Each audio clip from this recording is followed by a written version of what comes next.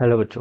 Let's read this question. So this question says a light whose frequency is equal to 6 into 10 to the power 14 hertz is incident on a metal whose work function is 2 electron volt.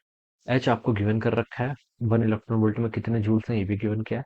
Maximum energy of the electrons emitted will be. जो आपके electrons current होगा उसकी maximum energy आपको find out करके बतानी है.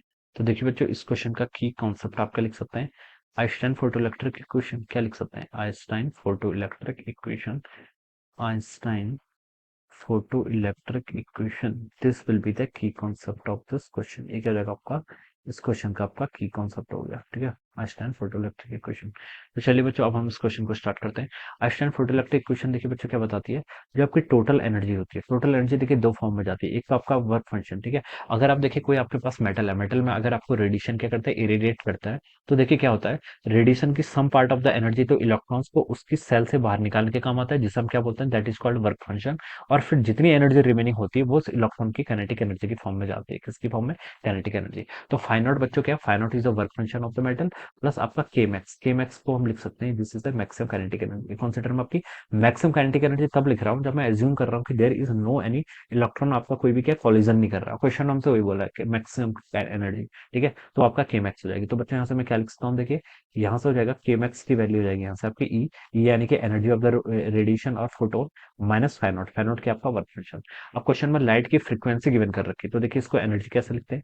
Energy होता है देखिए आपका एस टाइम्स एफ के इक्वल. एफ एच कितना आपका 6.63 into 10 to the power -34 joule second के इक्वल इंटू फ्रीक्वेंसी देखिए आपको 6 इंटू 10 to the power 14 के इक्वल गिवन कर रखी है. ऑलराइट, तो बच्चों देखिए अगर मैं इसको सॉल्व करूँ तो 6.63 इंटू 6 करके आपका बच्चों कितना रिजल्ट आता है. इतना करके आपका रिजल्ट आता है 39.78. कितना?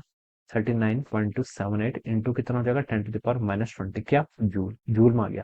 अब इसको इलेक्ट्रॉन वोल्ट में कन्वर्ट करना है. जूल को इलेक्ट्रॉन वोल्ट में कैसे कन्वर्ट करते हैं? 1.6 इंटू 10 to the power -19 से क्या कर लीजिए, डिवाइड कर लीजिए. अब ये आपका किस में कन्वर्ट हो जाएगा? इलेक्ट्रॉन वोल्ट में कन्वर्ट हो जाएगा. किसमें? आपका इलेक्ट्रॉन वोल्ट. ठीक है, अगर मैंने ऐसा लिख लिया, अगर मैंने इसको 1.6 से डिवाइड कर दिया तो फिर जूल को आप यहाँ पर इलेक्ट्रॉन वोल्ट का साइन से चेंज कर दूंगा.